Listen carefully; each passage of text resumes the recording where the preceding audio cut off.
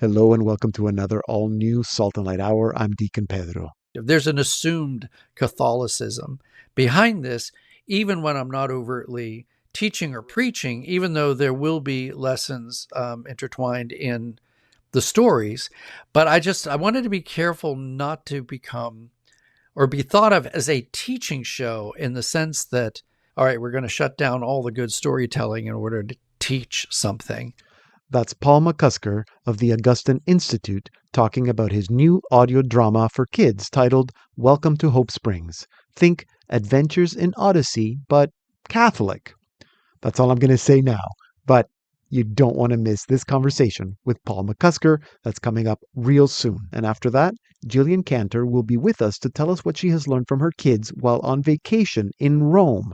And that's in about 15 to 20 minutes. And then around the time I was 13 going on 14, our parish was looking for a new choir director. And my mom says, why don't you do it? I'm like, Mom, I'm 13 years old. No one's going to take me seriously. And the next week, the priest comes up to me and he goes, would you like to be our new choir director? And I go, Father, I'm 13 years old. I could not do that. He goes, yeah, you can. Just think about it. That is our featured artist of the week, a young singer-songwriter from not too far away from where I am here, just north of Toronto. Her name is Sylvia Kay, and if you want to find out whether she ended up directing the adult church choir at age 13, you'll have to stay tuned. Coming up in our second half hour, Sylvia will also tell us about her music, and we will get to listen to some of her latest songs. Remember that the best place to listen to the Salt and Light Hour is on the Salt and Light Plus app. It's an easy download at your favorite app store. Coming up is Paul McCusker, creator of the new Augustine Institute audio drama, Welcome to Hope Springs. But first, here is our featured artist of the week, Sylvia Kay, with her single, Never Left.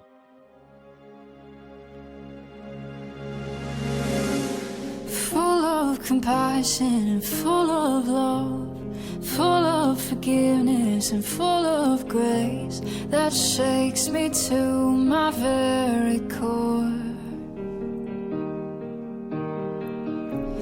He said go, your faith made you well, so don't you fear going out into the deep. My hand will guide you all the way. 'Cause sometimes this calling can shake your ground before it gives you peace. So I lift my hands and praise you once again. I breathe in deep, surrender everything. 'Cause I trust in you, my Lord.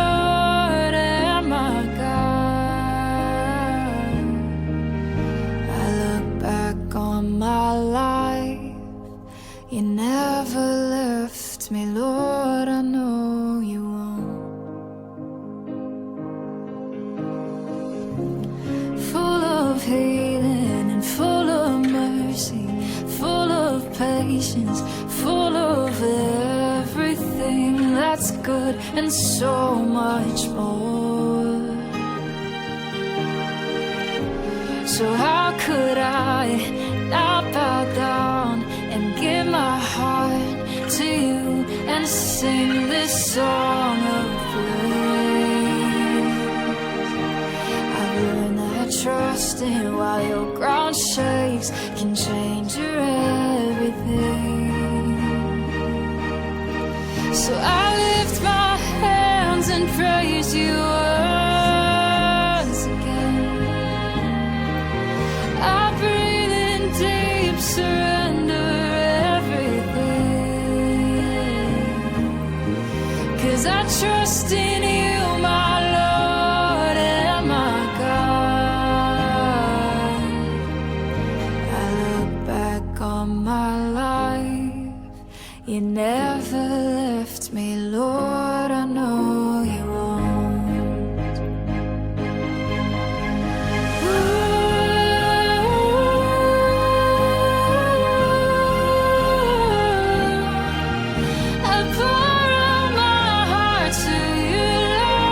Sing this song forevermore and let your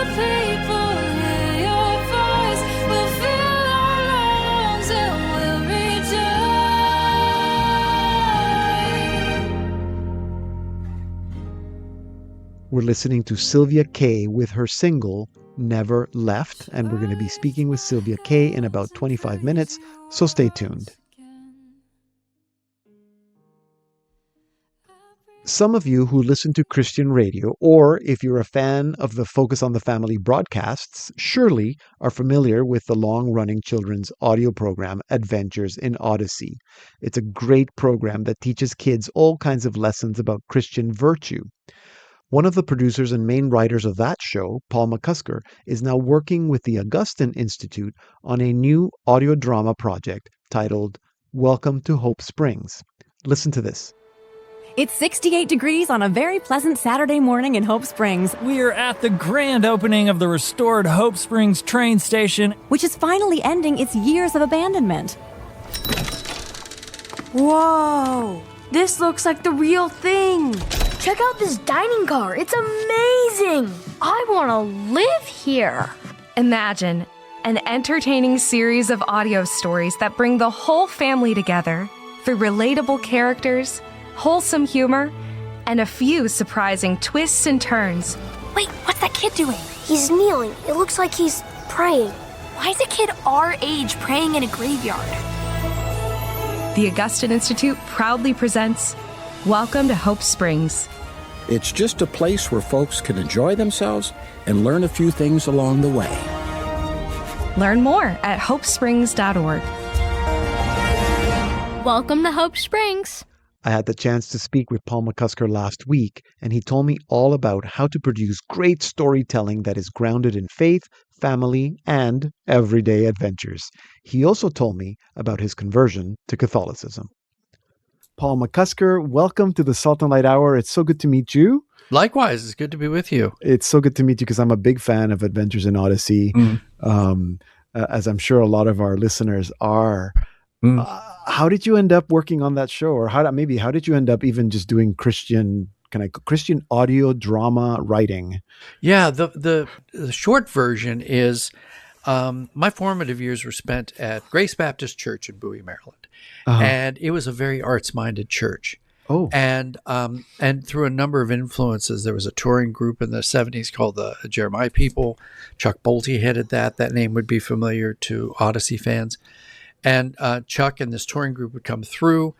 I began to develop this interest in writing. I wanted to do drama, but I wanted to do it like they did it because it wasn't the embarrassing kind of Christian drama.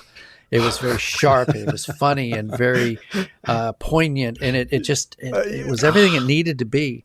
And so they influenced me, and I started writing for my church, just sketches and then one-act plays and full-length plays. And all this was at a time when nobody was really writing this stuff. Right. And so there was a need for it. Publishers were like, well, we'll publish what you've done. We want to do this. And there was this whole movement in the 80s towards doing, especially in the evangelical community, Christian drama, drama of various types. And because of my connection to Chuck Bolte, circumstances changed for me to such a degree that I moved from Maryland to work with him in Southern California.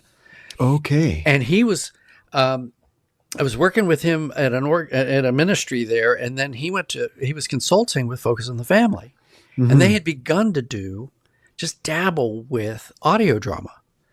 And so I came on, he came in and said, look, they need writers. Are you interested in working with them? And I said, sure, I'll give it a try. And so I did. And that was the precursor to Adventures in Odyssey, which then led to Adventures in Odyssey. And Chuck Bolte was the executive producer of Odyssey for the first 10 years. What a great opportunity.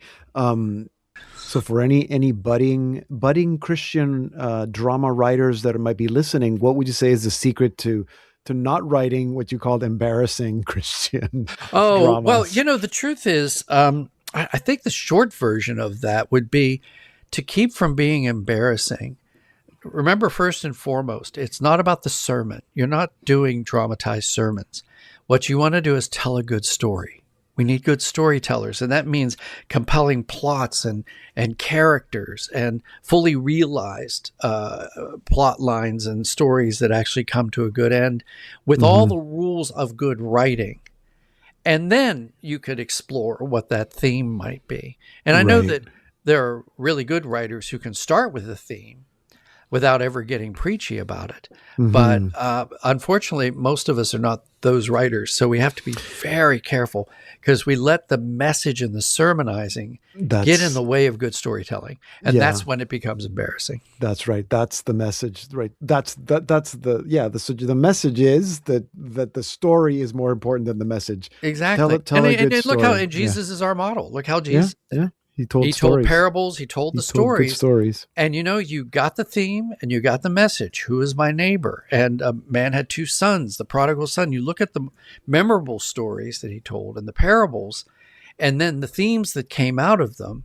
And you knew he had a theme going into it. And yet you still had a great story, compelling in all the right ways, and without him spelling out the theme. Because that's the other thing.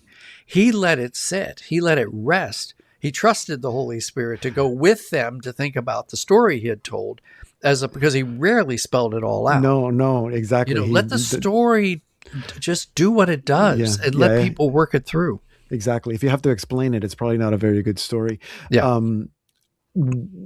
Is it fair to say that through writing and all the projects that you worked on, that eventually led you away from focus on the family and those projects and into the Augustine Institute? Can you tell us about that transition? Concurrent with everything, the connection between my writing life and my spiritual life it's just always been intertwined. But I was received into the church. Well, now it's almost 20 years ago. Wow. And when I came into the church, I wondered if everything I'd been doing for the evangelical Protestant churches through the writing and through Odyssey and everything, if there was a place in the Catholic community for that. And I honestly didn't know the answer. I mean, the answer might well have been no. In fact, for a long time, it seemed to be that the people who publish and who do these things they believed in the power of story and they gave verbal assent to, yes, story is very important, but nobody wanted to invest in it. Nobody wanted to explore, but what kinds of stories? I mean, early on, it was like, well, we can't sell them. Yeah. The Catholic community won't buy them. And my theory was that the Catholic community was watching and reading and listening to a lot of secular stuff because it was either evangelical Protestant, which sometimes meant they were bashing Catholics, or it wasn't in line with theology. So it was just easier to go with what the culture was providing. But fortunately, by the grace of God, Dr. Tim Gray, who's founder and president of the Augustine Institute, he and I met. And he spoke my love language. He basically said, I'm wondering if you could do for us what you've been doing for the evangelical community all these years. Because I thought it was a great training ground, and I think I've learned a few things. And I thought, well, let's see if the Catholic community wants it. And so we began by producing saint dramas, fully produced like our Narnia with focus on the family. Yes. So we did 4 saint dramas and Robin Hood, St. Francis and St. Patrick. And while I was doing that, I was developing this new thing called Hope Springs. Okay. So Welcome to Hope Springs, which is the new series, has been actually gently developed over the last 10 years as I've been writing novels for kids. I've been doing a lot of non-audio drama, exploring and creating this world around this small town in Colorado and developing it so that when we reach this point in the last few months to be able to launch the audio drama, that's where we are. That makes sense because I was going to ask you, why is Hope Springs, Welcome to Hope Springs coming now? And it's not because it's a new idea. You've been working on this, can I say, for the 11 years that you've been at Augustine. First we wanted to know if the Catholic community even wanted anything like that. Right. And the answer seemed to be, possibly. And especially parents and grandparents who want a Catholic infused perspective in their entertainment. And so we said, okay, the time is right. Now we can go ahead and produce and release this thing. So we have then Welcome to Hope Springs is a new show. There are 10 episodes, first season. It's an audio drama. Give us the elevator pitch. What's it about? Yeah, well, it's fully produced. We write for 10, 11, 12-year-olds, but honestly, we write so that younger kids and older kids and grown-ups can listen. And so it's for the family. It's kind of like Odyssey. I hesitate to say that because the similarity is only 2 similarities. One is we're writing for that age group because we learned over the years it's a great age group to write to. It is. And then the other is that it takes place in a small town. Yeah. But other than that, it's very different in many respects than Odyssey. But we've just done the first season, as you said. We've produced the second season, and should come out in May. That's good to know. So there will be a second season. Yeah. And then we've actually recorded the third season. So it's in post-production now. Okay, so that's happening. And I am working on scripts now for season 4. So is the idea, and again, so you've made it very clear that you're not in it, these are not lessons, you're not trying to teach kids anything, but there are lessons. No, there's virtue stories. Yeah, it's thematically, and if there's a filter, like every entertainment has a filter over it, whether that's a secular philosophy or a Christian worldview or whatever the worldview is. And this has a solidly Catholic worldview, and most of the characters come from a Catholic perspective. There's an assumed Catholicism behind this, even when I'm not overtly teaching or preaching, even though there will be lessons intertwined in the stories. But I wanted to be careful not to become or be thought of as a teaching show in the sense that at some point some character is going to say, now the catechism tells us this. And that might happen, but it's got to be part of the story. It's got to be part of the character. It's not going to be, all right, we're going to shut down all the good storytelling in order to teach something. It's interwoven. Yeah. So even though it's not adventures in Odyssey, it's still adventures in that sense. Springs. In Hope Very Springs, much. because you have children who are we've characters. got slice of life stuff, very relational.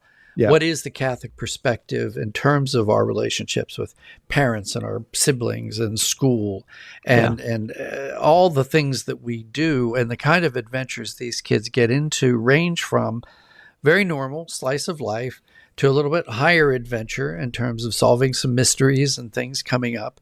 And then some very, I want to call them odd things. I'm very wary to say supernatural, but let's just call them offbeat scenarios. Okay. Because our catchphrase is everyday wonders and eternal mysteries. And one of the things I love about writing as a Catholic is that the Catholic the church embraces the mystery. If you go into the saints' lives, weird things happened. Yeah. Unexplainable things happened. Yeah. And that's what I touch on in a lot. So there's a lot of history to this because it's a fixed place in Colorado, fictional town, but the history of the West is fascinating to me. But the other part of it is our audience is part of the flow like we are of history. And of God's work in history. And it's their stories in a bigger story that's in yet a bigger story. And that's one of the things that I keep going back to with Hope Springs, that there's a Catholic filter, but we're also looking at this broader view that touches on everyday wonders, but also these eternal mysteries. Some unusual things happen that are not easily explained. And I love that part of it. I'm a bit weird that way, but no, that sounds fascinating, and it sounds actually very Catholic. So I'm very, very excited to the Catholic imagination is how a friend of mine put it. He said this fits well within a Catholic imagination. Yeah, and the mysticism and the mystery, the mystery. Okay, so then it's available through Formed. It's available on other podcasts. Everywhere else. Everywhere. We've put it out everywhere. It's on Spotify and Apple Music and YouTube. Okay, so it should be easy to find if people have the title. Yeah, if you just put in the search line, welcome to Hope Springs, if it's there, it should pop up.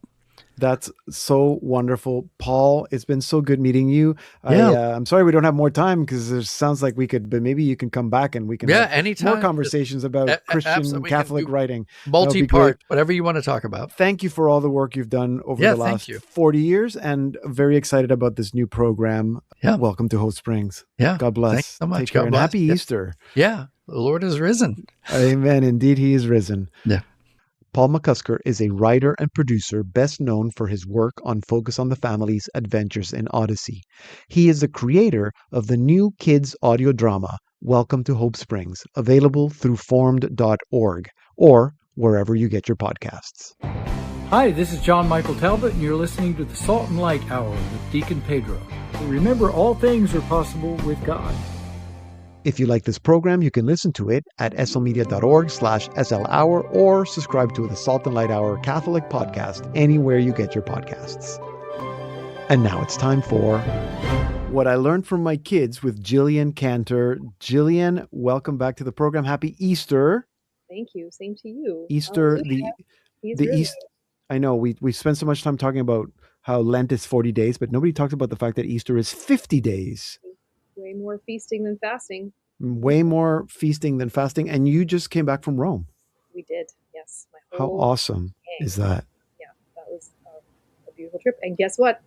That's where today's lesson is coming from. I was going to say, you must have learned a lot of things from your kids while you were It's not in Italian, Rome. unfortunately, but I did learn a lot of things. You learned how to make pasta. I learned, so good thing. Anyway, the lesson, it is not the end of it all. So that came from my eldest. It really came from everybody, but we'll get to that point. So this trip to Rome was the result of a lot of dreaming and planning and saving, and then of course spending. So I've mentioned before here that our eldest son graduates and heads off to university this coming fall, and I'm not prepared for that at all. Last summer, anticipating how hard this year was going to be as we kind of say a lot of goodbyes and move on to a lot of big things. I'm very dramatic about it, as you can tell. But anyway, in preparation for that, or in planning for that, I was just thinking, like, what can we do to commemorate this, like to mark this big year that's ahead? And I told the kids, dream big. Where should we go next year? Can we do something like that? Can we plan a big trip? And the kids were like, go camping, rent an RV. And I'm like, well, let's dream bigger. So I think, I'm not exactly sure how, probably it was heavily influenced by me, but the idea of Rome came into being. And so we talked about it, dreamed about it, talked a little about like, what could we see in Rome? And having been there myself before, and David and I have been there once together, just like, oh, well, how beautiful it would be to revisit that and to take our family or children along. As David and I started to realize that this might be possible, we kind of stopped talking about it because we wanted it to be a surprise for the kids. And sure enough, Christmas. And I will add, but this is a story for another day, with the great, great help of St. Joseph, after a novena to him, we realized, we can actually do this. We can pay for these tickets and we can make this happen. So we zipped our lips about it. And on Christmas morning, that was the gift to the kids, was we're actually doing it. We're going on this trip. So from December to March, it became a whirlwind of planning, dreaming. What do we want to see? Asking input, learning things, booking things, spending more money on things, until finally these 2 weeks in March, we were able to get on that plane and go. And of course, you having been there before, or to any of our listeners who've been there, and to anyone who has not been there but have dreamed of it or looked at pictures of the Vatican or any of it, as you might imagine or know, it's beautiful. It's home. Like, that is the thing that struck me. Really? And just even on that last day, that last visit to St. Peter's, looking around, and I was just like, I can't go. I'm going to miss it so much. It's just a piece of me. Really? And where that comes from, I don't know. Whether it is just that the family of the church, it just felt like home. And so to be able to introduce our children to that, to witness them as they experienced international travel for the first time, seeing new things and new culture, just the feast it is for all the senses. As a parent, to be able to offer that to your child and to see them as they experience it was a great, great grace and a gift, and one that I will have in my heart and my mind forever. And as plans had gone, like, we were busy. We packed it full. We had something every day. We had a chance to go to Assisi. We saw the bones of St. Francis. We saw Carlo Acutis. Back in Rome, we saw the mantle of St. Joseph. We saw the veil of St. Mary. Of course, we saw St. Peter's Vatican, Vatican Museums, Colosseum. We did a Vespa tour. We did a cooking class. The days were full and good and grand. And when we were done, we would all head back to our tiny Roman apartment where there was just 2 bedrooms and a kitchen, and that was it. 1 bathroom, that was all. So it was really concentrated family time spent together. And I cherished it all. Of course, we had our moments. This is not a trip of perfection and like perfect family living and kids who just behave themselves all the time, or even grown-ups that behave themselves all the time. There are, of course, difficult moments within family, but to be able to have that concentrated family time was just so good for me as a mom, to be able to see who my kids are growing up to be. And even as we went about our day's business, like usually there was one grown up at the front with Google Maps, a trail of kids following, and then the other parent was walking behind to make sure everybody was following along. And on those occasions where it was my turn to walk at the back of the pack, to be able to see how the kids paired off, or who they communicated with, or how they interacted with other people, was, again, just that experience of seeing who your kids are becoming and the relationships that they're developing as siblings, and to know, this is family and it's for life, and to see them appreciate that was, again, like when somebody asked me at the end of this trip, what was your favorite part? That was it. I'm like, this is such a mom answer, but it was seeing my family together. So as you can imagine, and as I knew about myself, that last day of our trip was really hard because I saw it all coming to an end. And as we were back we'd been in Rome, we went to Assisi, we were back in Rome, we were just trying to catch those last churches that we had missed. And so one of those was the Church of the Gesù, which again is just grandiose in art and architecture and beauty, just right there in front of you. And last day, very tired, Leo was just kind of cradled in my arms. We were sitting in the front pew, and we were there around noontime, and there was this beautiful ray of light that was coming in from a window high above that was like landing. The beam was landing right there in front of the altar. And so he and I were sitting in that front pew, and I was just trying to quiet myself, because it is as beautiful as these places are, and they are places of worship, they are also tourist places, destinations. And so there can be a lot of noise, and it can be distracting. And I was just trying to settle myself to say thank you for all this trip had been for me and for my family, for all the things that we had seen and the wonders we beheld. And as I was doing that, I look up to see Clara walking across in front of me through this ray of light. And she just looked angelic. And then I looked for all my other kids, and I saw Henry and Annie kneeling beside each other praying. And I saw David and Jane off to my side. They were also in a pew on the other side of the aisle. Joseph was walking around looking at the art. And again, it was just that, oh, this is us, and this is where we are, and this is home, and this is going to be a part of them forever. I was just thanking God for that, but also carrying the sorrow of it being done. All this beautiful, over a year, this anticipation and the planning and the dreaming and the surprising, and it was going to be over. So sitting in that sorrow, but also realizing, okay, well, if we got other things we want to see today, we got to get going. And so I looked down at Leo and I said, okay, bud, let's keep going. And as soon as those words left my mouth, I just lost it, and I started to cry, because I knew, though those words came from my mouth, they were actually God's words to me. Let's keep going. This trip wasn't the be-all and end-all. In fact, it is the start of something. We were able to give our children this experience, not so that they would just remember those 2 weeks, but so that it would plant them somewhere, home in Rome. Part of our faith, this huge part of our faith, is the stories that are held there now are within them. And wherever these moments that took place, those couple of weeks in March, wherever these moments take them, it's just the beginning.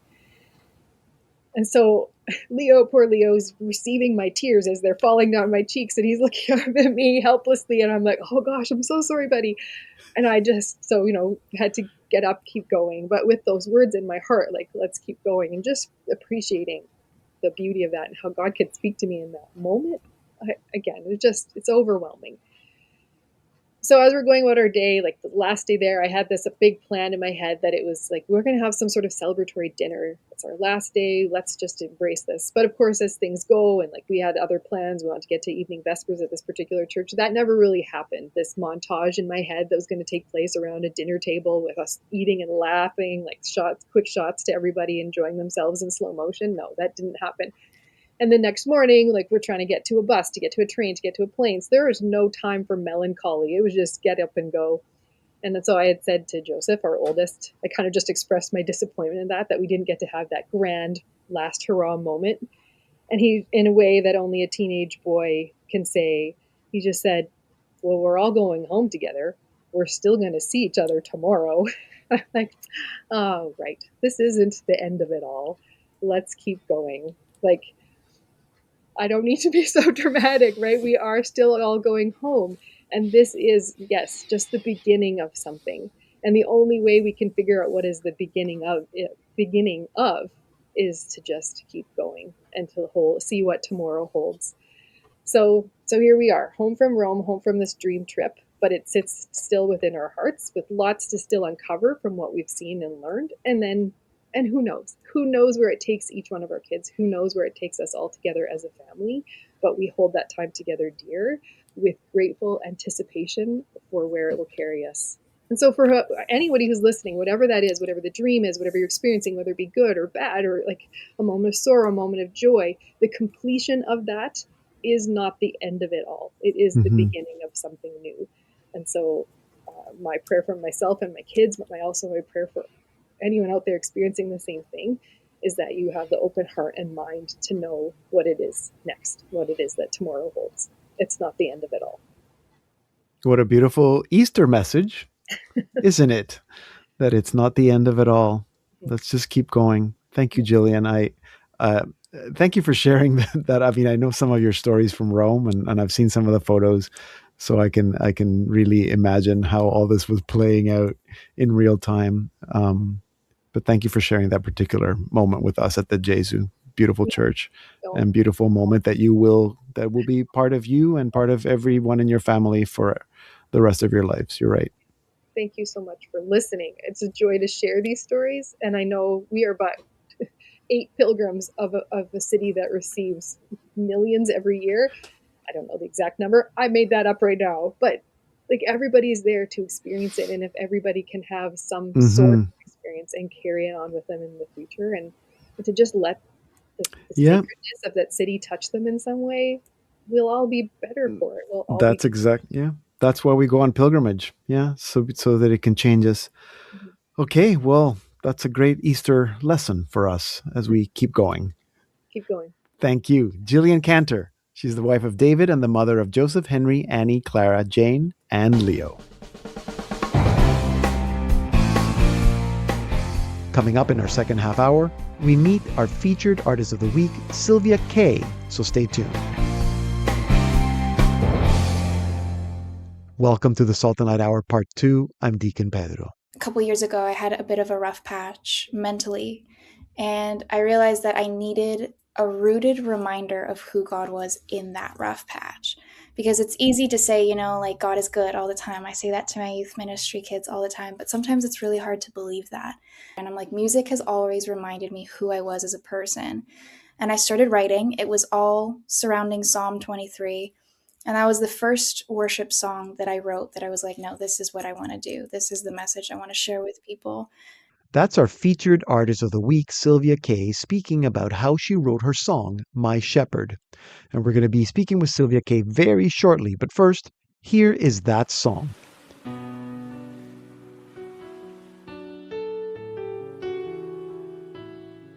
Here's Sylvia Kay with her single, My Shepherd. The Lord is my shepherd, there is nothing I shall want. Fresh and green, the still seas deep down inside of me. Even though I walk a valley, no evil will I fear. For you are here to comfort me, in my heart it overflows.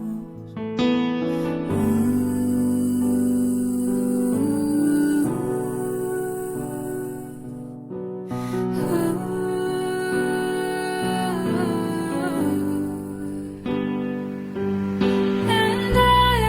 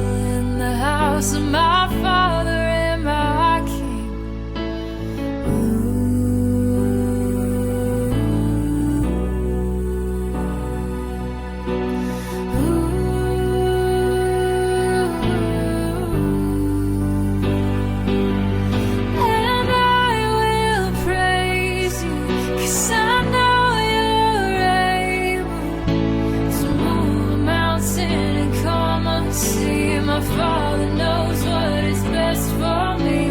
The sky looks rough now, and the tide is high.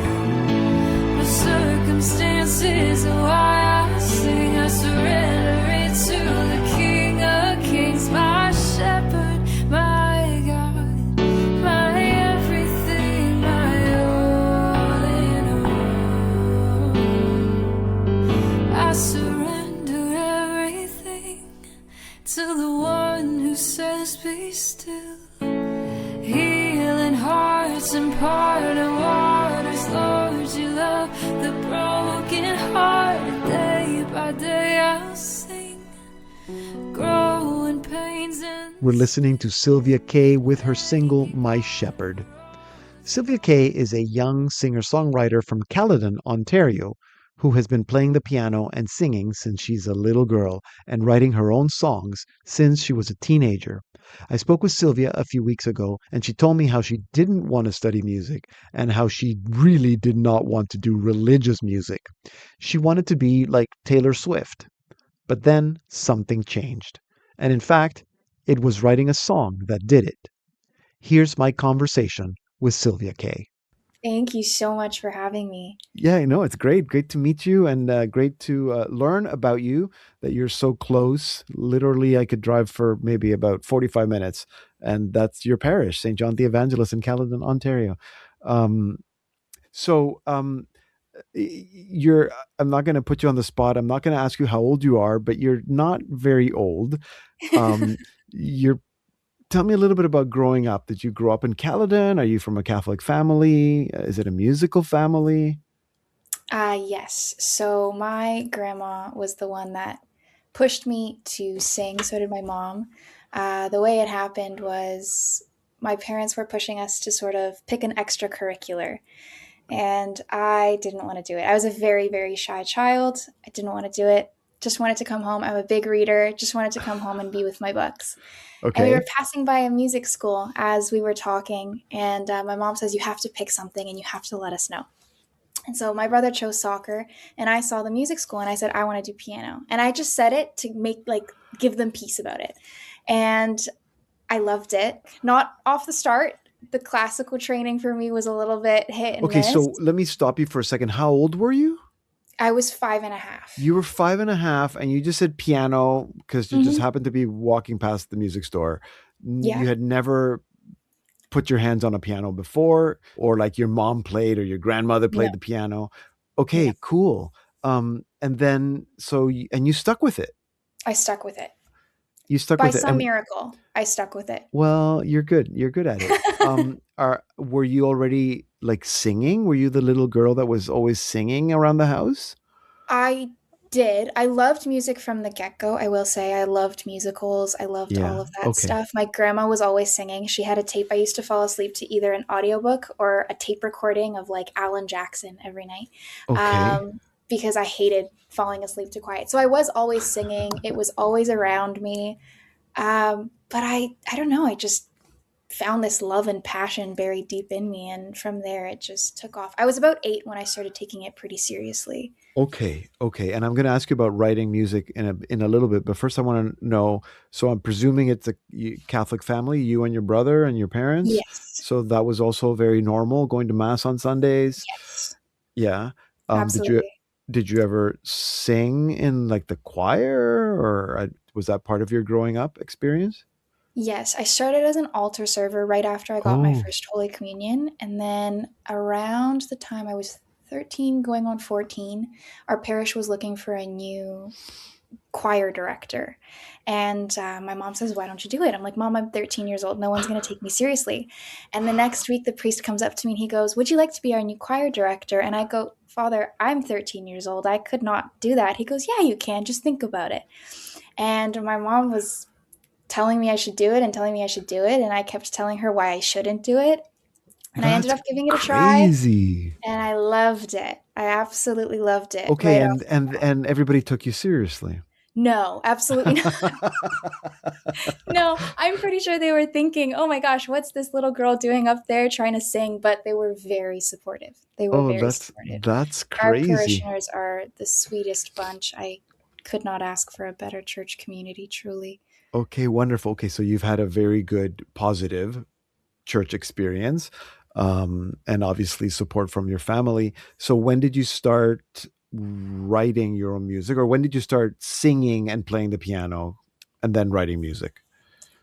So I started singing and playing the piano right off the bat. Right off the bat. Pretty Okay. well at 5.5. I had just the little sheet music with the lyrics underneath that was like Mary Had a Little Lamb. Yeah. But my music teacher was pretty adamant about trying to build that voice from a young age. It's easier to do it that way and to develop it that way, which is really nice. I'm so grateful she pushed me. Around 8 is when I started discovering artists that I liked, that I wanted to sing, that weren't necessarily classical. Okay.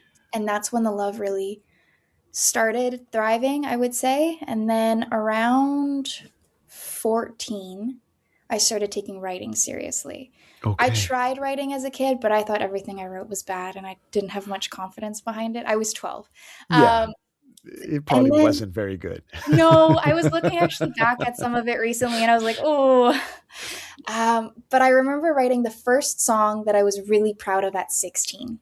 Okay. And it wasn't a religious song. I didn't want to do the religious scene. I always felt this little inkling, this little calling. I'm like, maybe someday I could do like a small worship project, but I don't think that's the way I want to go.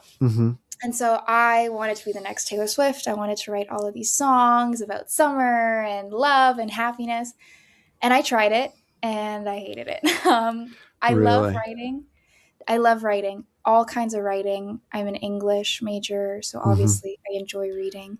Yeah.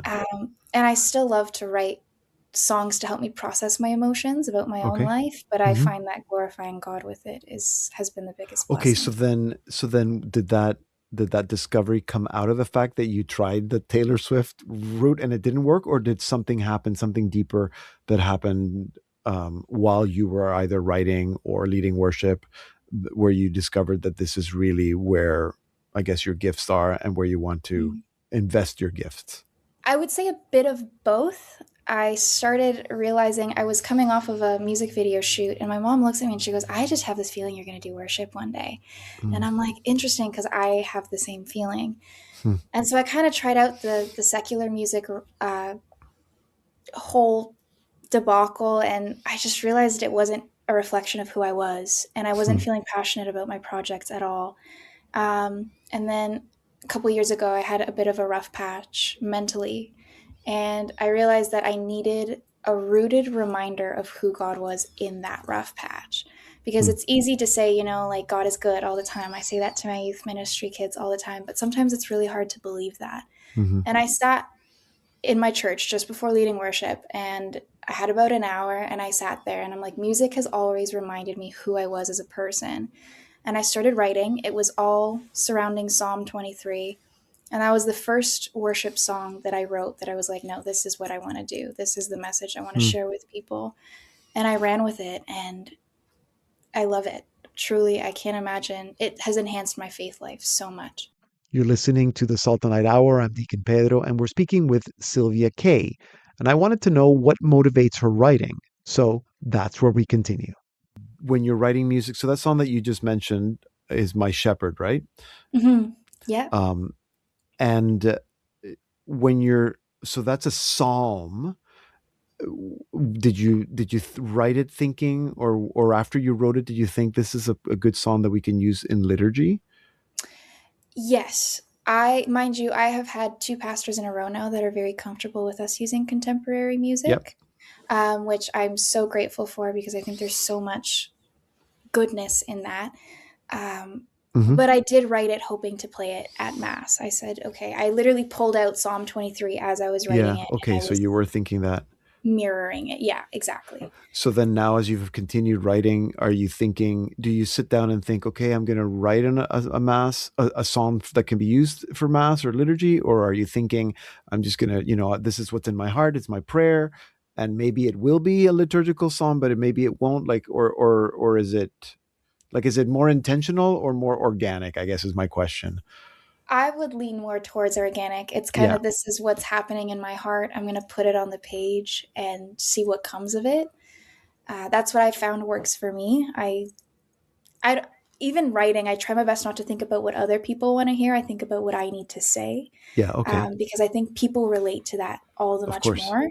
Of course. And I find that usually it turns into something that can be translated into being sung at liturgy. Yeah. So I typically keep it the more organic route.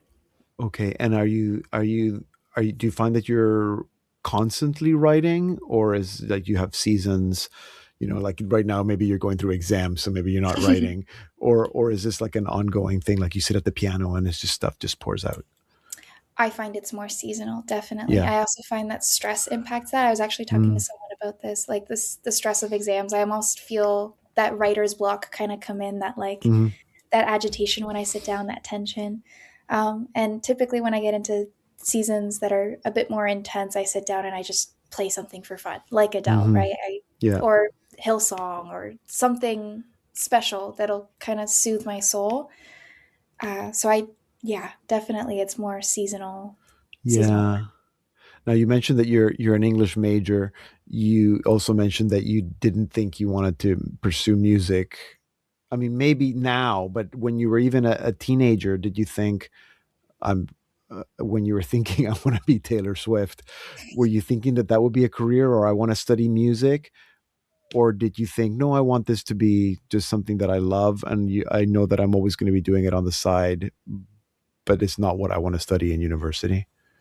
Yeah, I always knew I would never study music in university, truthfully. And a lot of people encouraged me to, and kind of encouraged me to pray on it, but I just realized that I loved it so, so deeply, and I didn't want to jeopardize that by making it an area of study. Right. I mean, you hear people say all the time, yeah, I used to love to read, and then I went to university, and I was just so afraid never of read that again. Yeah, that I just decided. It's not like you haven't studied music. I mean, you've been studying music since you're 5 years old, so it's probably always going to be part of your life. And the fact that the language, I mean, you said you're an English major, you need that as a songwriter as well. Yes. So that's a beautiful thing. So you spoke about My Shepherd, which is based on Psalm 23. We also at the beginning of the show listened to another of your songs, Never Left. We teased it because it's not officially out yet, but can you tell us a little bit about writing Never Left? Absolutely. Never Left was, believe it or not, the most frustrating song to write because I couldn't nail the timing. Really? It started as a completely different song. It was all about kind of like the story of creation. And then I realized it didn't fit. Something just felt so wrong about it. And I put it away and I revisited it a couple days later. This is the song that took me the longest to write. And I pulled it up again, and it just felt so wrong. It didn't feel like the message I wanted to send in that moment. It wasn't reflective of what was on my heart. And I pulled it up and I rewrote it, and I was happy with it. And then I pulled it out again a couple days later, and I realized the timing was completely off.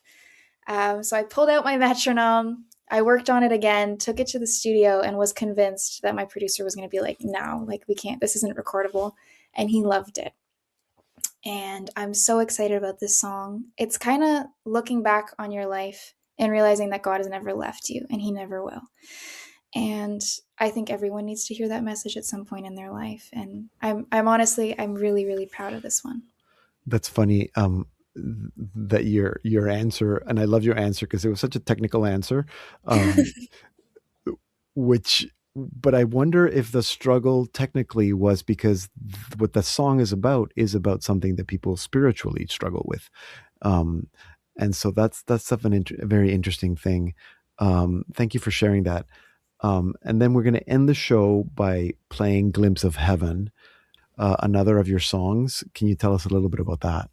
Absolutely. So Glimpse of Heaven was a song that I wrote kind of hoping to tell people that God will never stop loving them. We hear that in Romans, that nothing will ever separate us from the love of God. And I think I needed that reminder in the moment, and I think everyone needs that reminder. And I just wanted to encapsulate this feeling that no matter how many times you sin, no matter how many times you fall back on the same sin, you're still God's child, and he's going to love you, and he's going to save you from it. He already has. We just have to accept that in our hearts. And Glimpse of Heaven was my attempt to kind of take God loving me from my head and embedding it into my heart, because I think there's a gap between our head and our heart, and sometimes what we know in our mind we can't always feel in our heart. So Glimpse of Heaven is my attempt to feel it in my heart. That's great. They do say that the longest journey is the one from the head to the heart. So thank you for helping us with that. Any more music that you have kind of inside of you, or any that you're thinking of recording? I don't know if there's more recordings for you. Yeah, so I have 2 that are kind of in my phone and waiting for their little moment, and the other one is a cover of Gratitude by Brandon Lake, which is another song I absolutely adore. I love singing it at Mass. People love it, and I was originally going to release it before Lent, but I realized that I didn't want to because it has the H word in it, and I refused to put people in that tempting position of listening to it. So can't be saying hallelujah during Lent. No, it's going to wait until after Lent. Okay. So looking forward to more recordings from you, and congratulations on the great work that you're doing so far. And I guess you're almost done your university career, so congratulations on that as well. And looking forward to hearing more from you, because it's really good stuff. Thank you so much. Thank you. You can follow Sylvia Kay on your social media and listen to her music anywhere you stream music. Here now to take us out is Sylvia Kay with her single, Glimpse of Heaven. You laid it down on Calvary. Your blood and tears echo inside of me.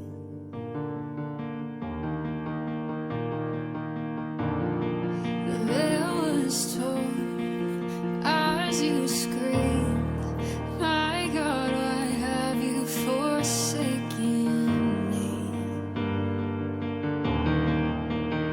So I trust you, I praise you, exalt you, behold you. The Lamb of God was slain for all.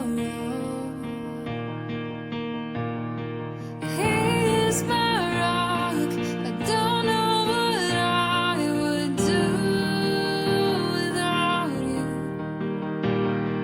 He opens his arms and welcomes me into his flock always. And when the noise is too loud, he gives me a glimpse of heaven.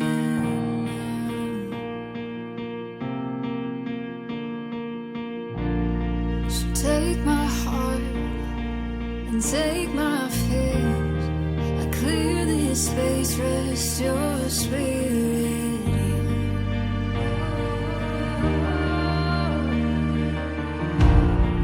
Let every breath sing your praise, a testament of heavenly grace.